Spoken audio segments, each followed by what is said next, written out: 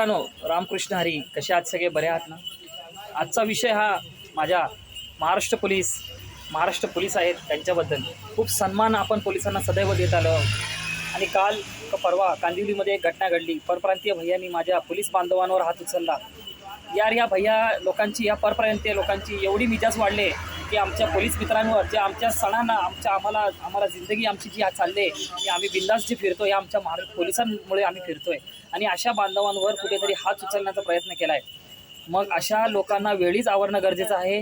म्हणून माझं तमाम मराठी बांधवांना विनंती आहे, मराठीसाठी एकत्र या आणि विचार करा आपण काय करतोय आणि काय चाललंय आपल्या महाराष्ट्रात. आज जर आमच्या पोलिसांवर जर ही लोक हात उचलत असतील तर कुठेतरी आपल्याला विचार करायला भाग पाडलं आपल्याला की हे जे राजकारणी कोणी असो, हे एकमेकांच्या त्यांच्या स्वतःच्या भल्यासाठी आपल्या मतांमध्ये, आपल्या मराठी माणसांमध्ये अक्षरशः फूट पाडण्याचे प्रयत्न करत आहेत. वेळीच जागे व्हा, मराठी माणसांनी एकत्र या आणि अशा घटना घडू नयेत म्हणून आपल्याला त्यासाठी काही ना काही तत्पर पाय उचलले पाहिजेत. आपल्या मराठी बांधवांनी सगळ्यांनी एकत्र येणं गरजेचं आहे आणि महाराष्ट्र कुठेतरी वाचवली पाहिजे. एक 4-5 दिवस अगोदरची पण घटना आहे. पालघरमध्ये 500 मीटरवर गुजरात बॉर्डर घुसली आहे.